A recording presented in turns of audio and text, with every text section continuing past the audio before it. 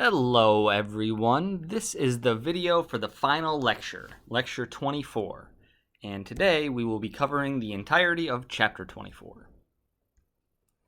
Up to this point in our discussion of light, we've only considered the ray model of light. In short, we would start with a point source of light. That point source would shoot out rays of light in all directions, and we basically treated those rays of light like laser beams. They would just travel in straight lines, maybe they would reflect off of something or refract into something, but they didn't really do anything interesting beyond that. And a good example of this was one of the questions I had at the beginning of Chapter 22. You had the point source of light, you had a screen with a hole in it, and then you had a viewing screen behind it. We said that the point source would shoot out one particular ray of light that would travel through that hole in the screen and would hit the viewing screen in the back. So that point source of light would project a small point of light on the viewing screen. In principle, this makes sense because it should match your expectations. If you were to punch a small hole in a piece of cardboard and shine a flashlight through it, then you would find a small point of light on the wall behind the cardboard. So then why the need to talk about wave optics, or the wave model of light, as we'll call it? Well, keeping this example in mind, let's move on to the first question. This is very similar to the question from Chapter 22. You have a point source of light, you have a small hole punched in a screen, and you have a viewing screen in the back. So given this setup, what pattern would you expect to see on the viewing screen in the back? Think about that for a second. Well, if you're a die-hard believer in the ray model of light, then your logic is going to sound very similar to that question from Chapter 22. You start with a point source. That point source shoots out rays of light in all directions, and one particular ray of light will make it through the hole in the screen and hit the viewing screen in the back. This will leave you with a small dot of light, and you will answer A. But this question is different from the previous one in two important ways. The first is that I say light comes from a coherent source. Coherent here just means that all of the light coming from the source has the same frequency. You don't have to worry too much about the semantics here, just think of it as being a laser pointer. And the second is that the hole is smaller. In the previous question, the hole was 2 millimeters wide. Here it's much smaller. In principle, this means that the light isn't as free to pass through that first dark screen without being affected. Rather than trying to continue thinking our way through this problem, let's see what happens if we were to set up this experiment in real life.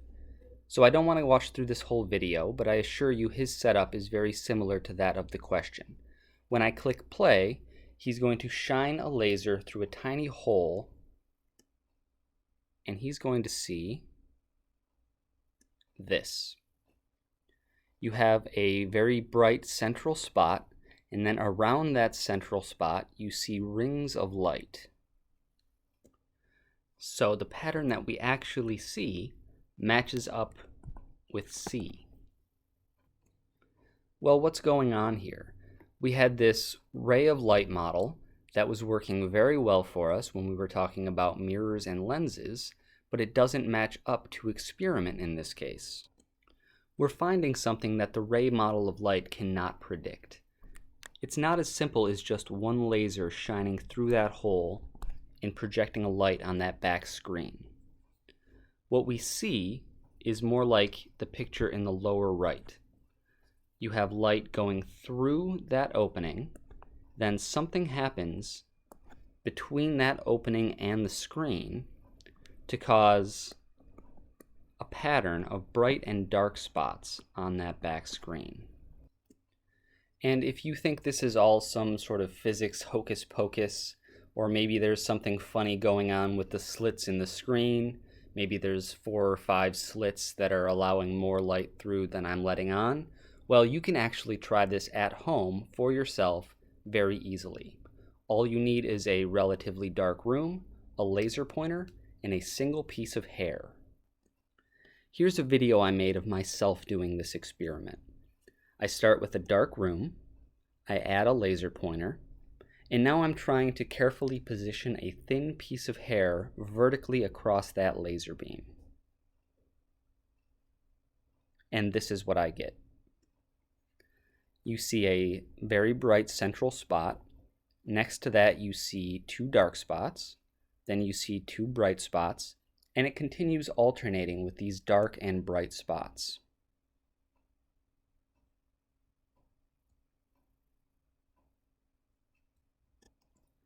Now, a thin piece of hair is kind of the opposite of a very tiny hole, but the effect is the same and the cause is the same.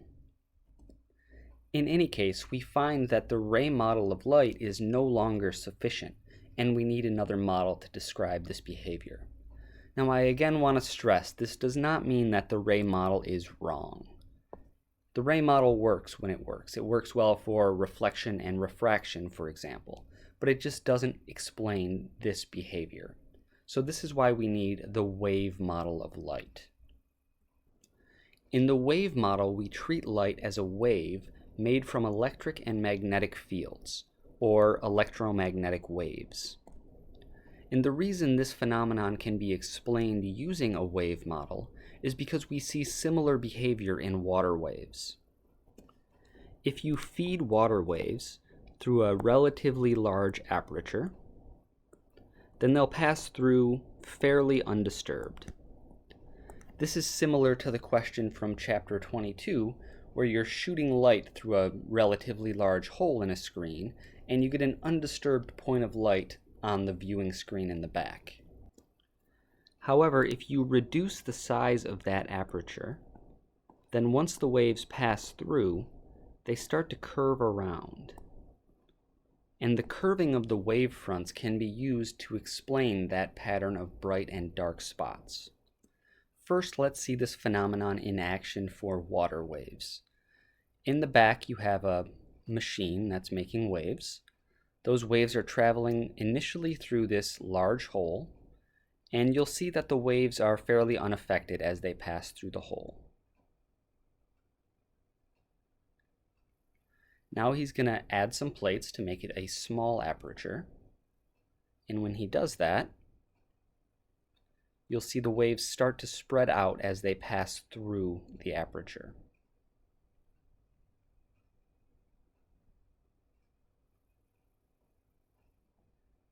Okay, then he reduces the size of the aperture, and when he does that, the waves spread out even more. You can see they're curving even more.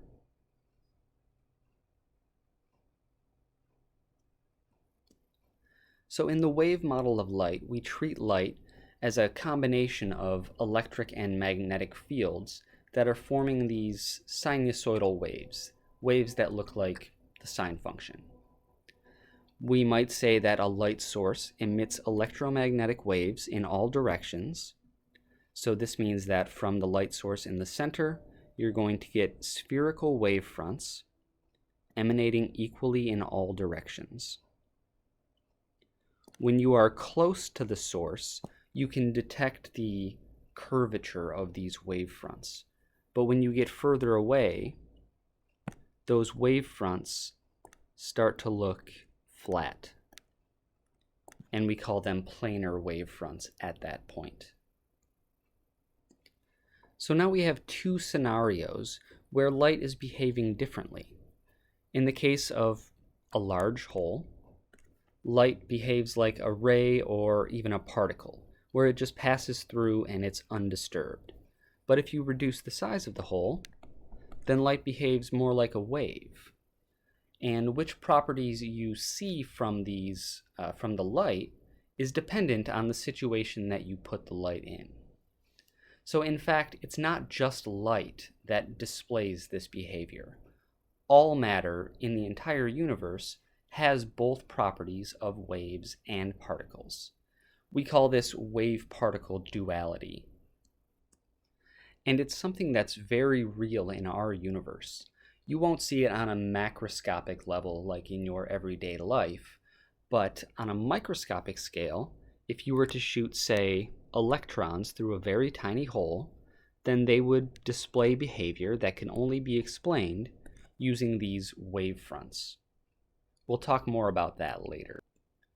But you may be wondering again, which is it? How can it be both a particle and a wave? So my answer will be the same. Basically, matter in the universe is matter, and it does what it wants to do. In physics, we create these models to describe the behavior that we see. And some of that behavior can be described as particle behavior, and some of it can be described as wave behavior. But the reality is that matter is just not a particle or a wave. It's something different, and you need something like quantum mechanics to describe it. But luckily, we can still talk about it without getting so deep into math and physics. That said, here are Maxwell's equations. Don't worry, you don't have to know anything on this slide, but Maxwell's equations are so important to physics and the universe that I just wanted to show them to you. So Maxwell's equations are a set of 4 partial differential equations that describe these electromagnetic waves. These waves are shown in the lower right. You have electric waves exhibiting this sinusoidal behavior, and then perpendicular to that you also have magnetic waves. In short, while the light is traveling in a certain direction, these electric and magnetic fields are oscillating up and down and side to side. And because of the interaction between the electric and magnetic fields described by Maxwell's equations, light does not need a medium to propagate through. You can't have a water wave without water, and you can't have a sound wave without air or some other material for it to travel through. But light can travel through anything or nothing. If light is a wave, then light has a wavelength and a frequency, just like any wave. The wavelength and the frequency obey the formula v is equal to lambda f that we learned back when we were studying waves. In this case, the v, the speed, is the speed of light. The figure below shows all the possible frequencies and wavelengths that light can have. On the left end, you have the low frequency region, or the very large wavelength region. This region is populated by light in the form of radio waves or microwaves. Once you get a little bit higher, you have infrared radiation, and then visible light. Even higher than that, you have ultraviolet light, and then the very energetic type of light, such as X-rays and gamma rays, and cosmic radiation is also up on that end. The Wi-Fi and cell phone signals that you use every day falls in the radio wave and microwave region. Radio waves, of course, are the radio signals that are used to deliver music to your car.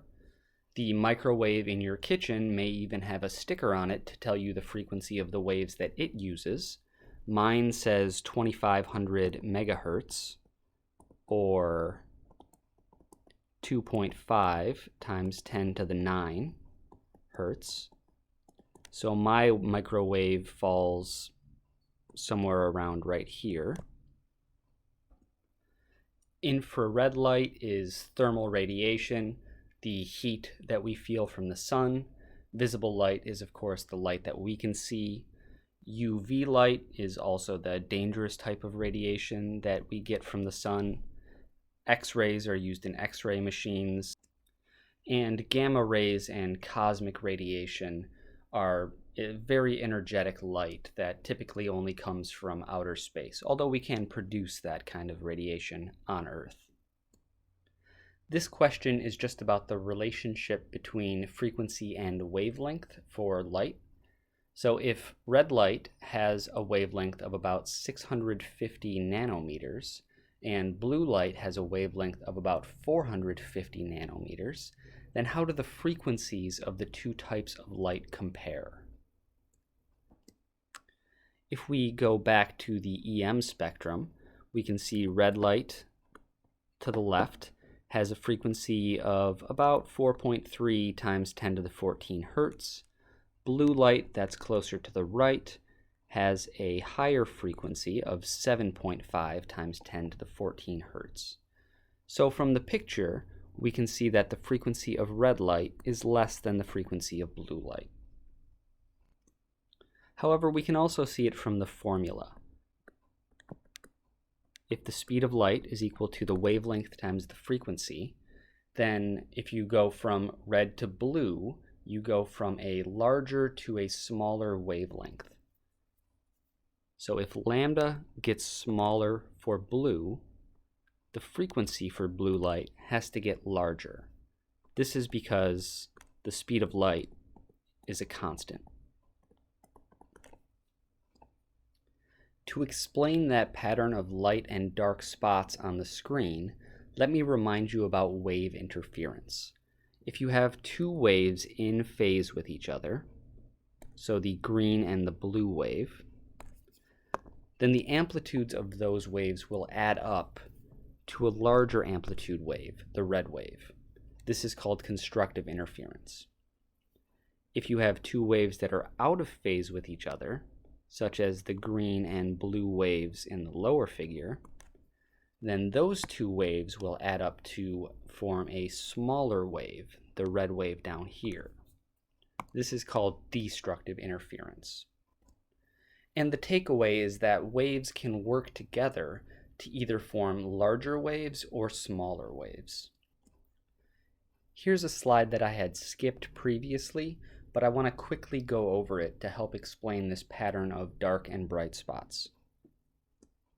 First of all, completely ignore all the math and symbols that you see. I just want to talk about the figures at the bottom. To start with, I have this blue source of EM radiation that's emitting this blue wave to the right. Then I add a red source of electromagnetic radiation that's emitting this red wave to the right, and I can position that red source so that when those red waves reach the blue source, they overlap and they can work together to create this larger amplitude wave. But the figure on the right shows that I can position that red source a little bit further back, so when those red waves reach the blue source, then the red waves and the blue waves are sort of working against each other and canceling each other out. They're creating this smaller amplitude wave. So basically, if I have two sources of light, then the relative position of those sources matters. I can position them to create larger waves or smaller waves.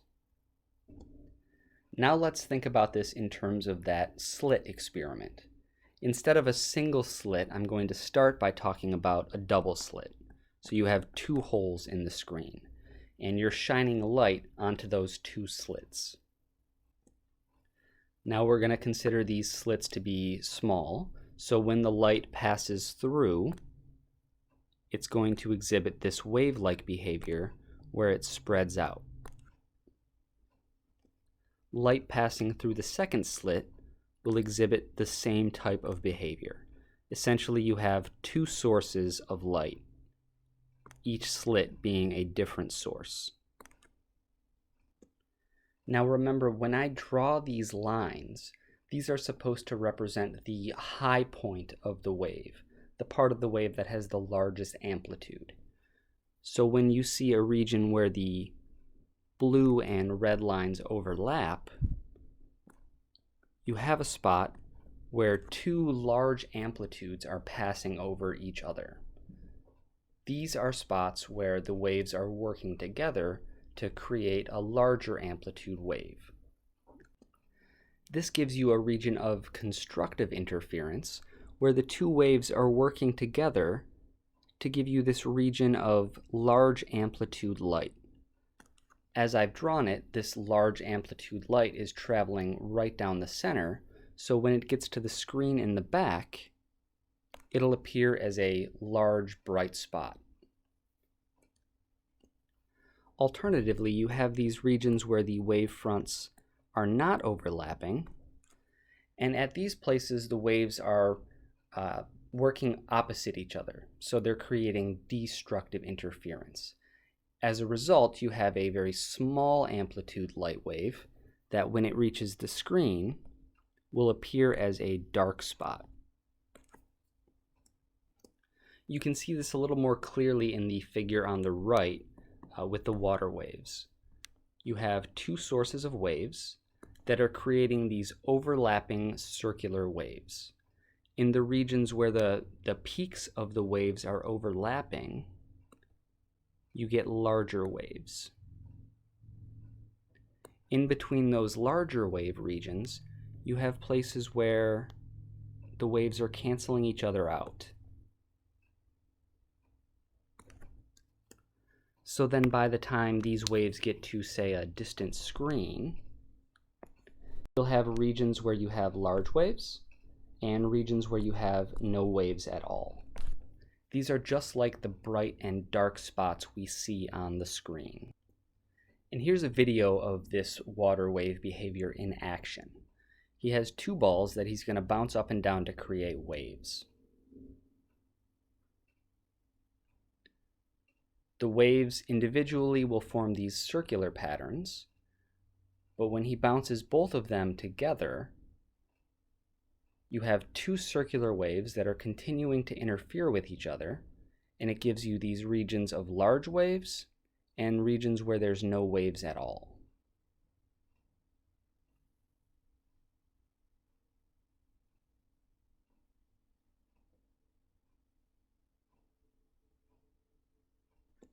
So the experimental fact that we can see light exhibit this behavior tells us that light must be a wave. The reason you have bright spots in certain regions and dark spots in other regions is because of the path difference it takes for the light waves to travel from one slit to the screen and from the other slit to the screen. Essentially, you've positioned two sources of light such that at some points you'll have large amplitude constructive interference, and at some points you'll have small amplitude destructive interference. These two bullet points you don't have to worry about, but look at the figures at the bottom. When the light from the two sources are traveling to the center of the screen, they have to travel the same distance, so by the time they get to the screen, they have the same amplitude. So they work together to create a bright spot. Further down the screen, the waves are positioned in such a way that by the time they get to the screen, they're again working together to create another bright spot.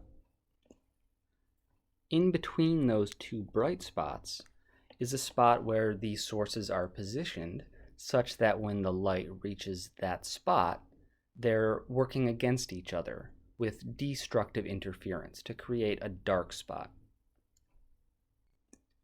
And the figure on the right shows this in full. These spots where the two wave fronts are overlapping end up as a bright spot on the screen. And here is another spot where they overlap to give you a bright spot. In between the two bright spots, you have a region where the wave fronts are not overlapping each other, and by the time this gets to the screen, you get a destructive interference dark spot. So hopefully that's an adequate explanation for the wave-like behavior of light in the case of two slits. But we also saw this happening with one slit, or alternatively with one strand of hair. The explanation for this is in essence the same. you have a slit that light is traveling through, but light from the top of the slit has to travel a different distance to the screen than light at the bottom of the slit. Those different distances will again result in this pattern of alternating bright and dark spots on the screen.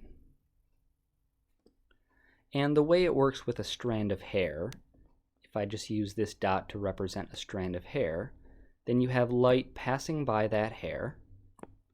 The light that hits the hair is blocked, but then you have light passing by the top side of the hair, around here, and you have light that passes by the bottom side of the hair. So when those two different sources of light reach the screen, they've traveled different distances. So again, there's going to be spots where the two sources work together to create bright spots, and other places where the two sources work against each other to create dark spots. And before I move on, let me once again point out that these formulas for diffraction and the trigonometry involved, you don't have to worry about that. But here's a question. Let's say we have two different size slits in a screen. In the picture on the right, we're going to imagine that we have essentially two different experiments, not that they're in the same screen. But you have one slit that's 1 micrometer wide, say, and one that's 2 micrometers wide. Which of these two slits will cause more diffraction? That is to say, which one will cause more of this wave spreading of light that we've seen? Well, with water waves, we saw that if you have a large opening, the waves will pass through relatively unaffected. Through a small opening, the wave fronts will start to curve around. So if you have a large opening in the screen, the light rays, or light waves, will pass through relatively unaffected, and you'll just get a bright spot on the screen in the back. When the opening is smaller, the wave fronts will start to curve, and it will give you that pattern of bright and dark spots on the back screen. So the answer here is A. Answer C, by the way, would be easier to explain if we were going into more detail with the equations, but since we're skipping the equations, let me just say that the wavelength of the light will affect the pattern that you see on the screen, but the wavelength doesn't affect the diffraction itself. This slide would probably be more interesting if I could just show you the experiment in class, but let me still talk about it quick anyway. The pattern in the figure at the top that we see is a single slit pattern, and that's what we saw with that single piece of hair as well. The pattern at the bottom is a double slit pattern, where you see lots of tiny little dots. But what's interesting about the double slit pattern is that you get the tiny dots from the double slit, but you also have this, what we call envelope, that we see from the single slit pattern. So you have bright tiny dots in the center, then you have dim tiny dots when you get to that first dark spot, that first single slit dark spot. Then you have brighter tiny dots that match up with the second bright spot for the single slit pattern, and so on and so on. So here's a fun little question to see if you've been paying attention. Let's suppose that we set up this double slit experiment so that we see the double slit pattern on the back screen. Now suppose that we cover up one of the slits. Which of these patterns do you expect to see on the back screen? Well, in answer A, we've essentially removed every other bright spot. So you might think that you cover up one of the holes, maybe you remove every other bright spot. In answer B, you have simply removed everything on the left half of the screen. So you might think if you cover the left slit, you remove everything on the left half of the screen. In answer C, you just have dimmer spots. So you might think that you're reducing the total amount of light that's passing to the screen. So maybe you're just getting the same pattern but less light. Well, what actually happens when we cover up one of the double slits is that we just have a single slit. So what we should expect to see is a single slit pattern. And the answer is D. So diffraction is not just something that you can see in a physics experiment or a laser with a piece of hair in front of it. It actually happens all the time in real life as well. If you've ever looked at the back of a CD or a DVD, you may have seen this rainbow pattern form. This is because there are tiny little grooves on the CD that act as a diffraction grating. The picture in the top right shows light diffracting through tree leaves. The light from the sun, because the sun is so far away, by the time it gets to Earth, it should be traveling in parallel rays.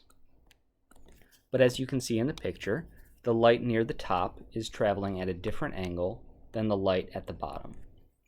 This is because the light is diffracting through the tree leaves, or it's spreading out as it passes through the tree leaves. Sound as a wave can also diffract around objects.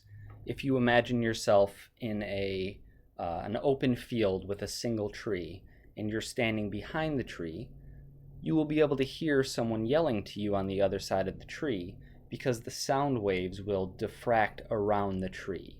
Even when there's nothing for those sound waves to bounce off of, you'll still hear the sound from that person because of diffraction.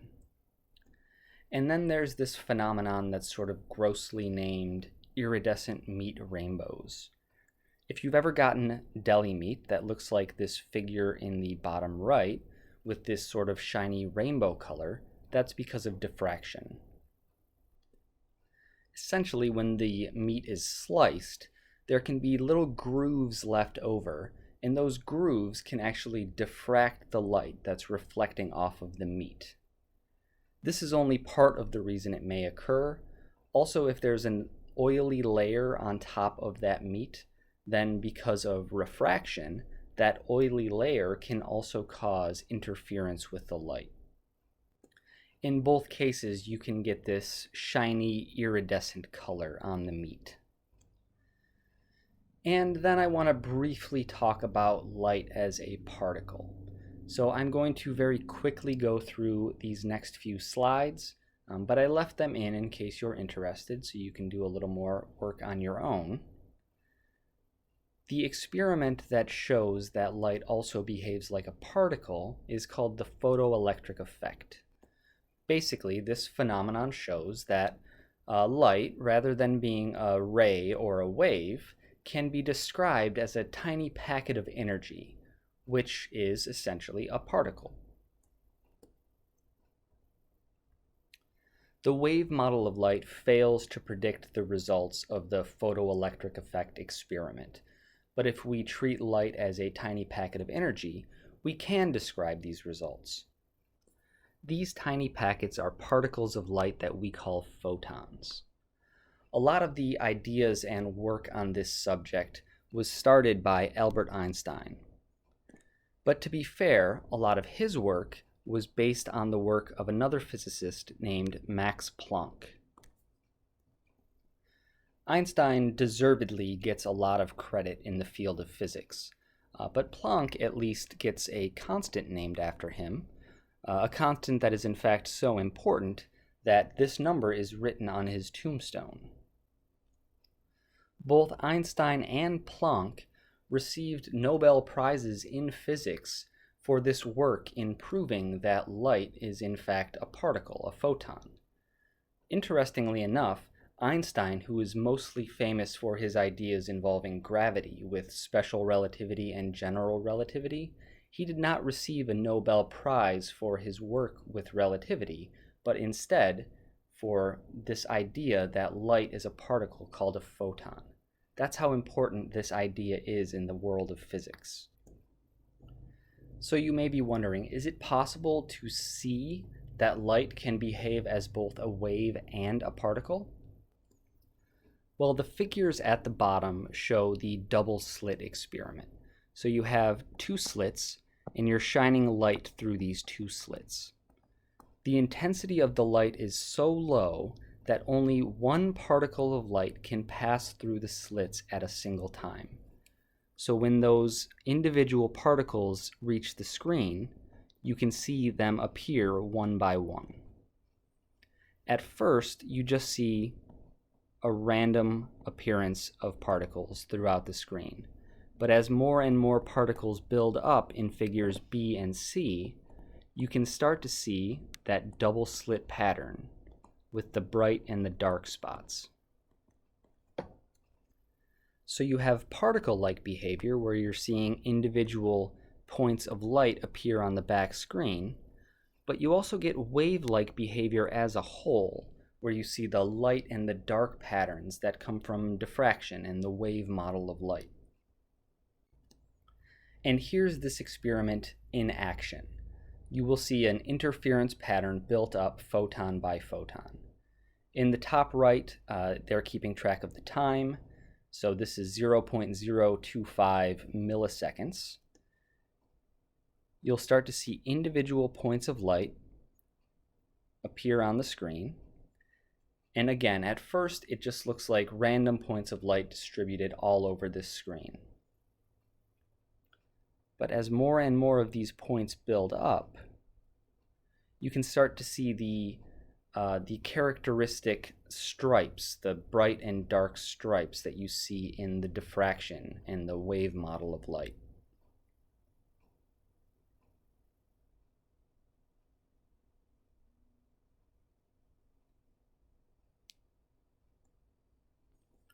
So it's true that light exhibits both wave and particle-like behavior. But it's not just light that has this dual behavior. In fact, we find that all matter in the universe has both wave and particle properties. Matter, of course, has particle-like properties. This is why we dedicate the entire first semester of this course to studying Newton's laws involving matter and particles. The wavelength that we associate with matter is called the de Broglie wavelength. And this wavelength depends on Planck's constant and the momentum of the particle. Now, Planck's constant is a very, very small number. It's on the order of 10 to the minus 34. That means the wavelength of particles is very, very tiny. That's why you don't see this wave-like behavior in everyday life.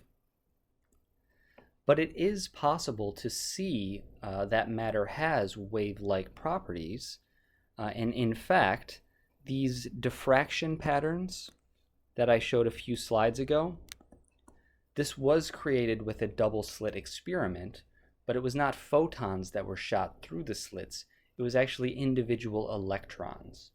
So those individual electrons were experiencing diffraction, and they exhibited this wave-like behavior with the bright and dark spots. This wave-like behavior of matter isn't just some physics oddity. It is a real phenomenon, and it actually has uses for us.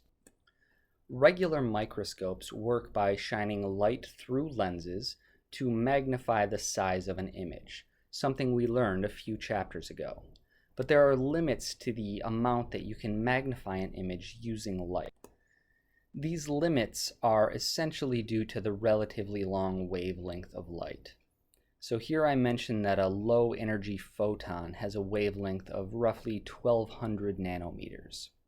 A low energy electron, on the other hand, has a wavelength of 1.23 nanometers, which is roughly 1,000 times smaller.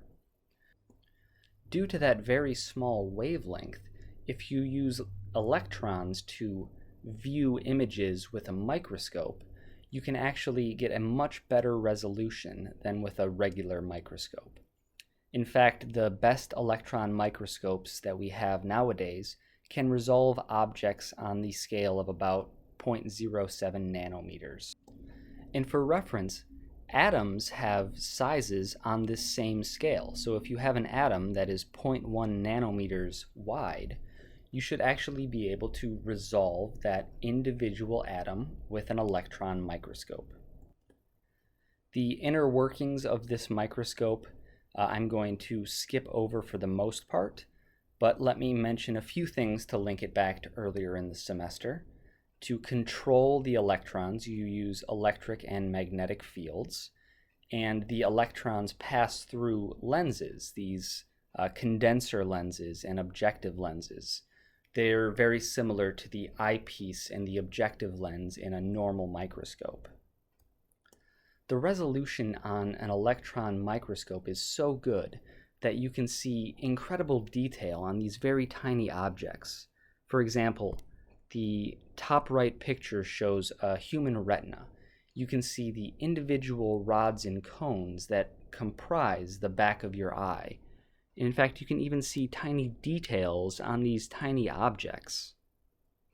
And with an electron microscope, you can even resolve things that you could only dream of seeing with a regular microscope. The picture in the lower right shows a sheet of graphene, which is essentially a single layer of carbon atoms bound together. And with the incredible resolution given to you by an electron microscope, you can even see the individual atoms that form this material. And that wraps up the final lecture. I know I had a really good time this semester. I hope you all had some fun too, and maybe even learned a few things. Hopefully I'll see you around. See ya! And of course, if you enjoyed this video, don't forget to like the video, comment down below, and subscribe to my channel if you want to see more of what we're doing. Go ahead and visit me over on twitch.tv and contribute to my Patreon. Thanks guys, you've been great, and I've been Professor Zink.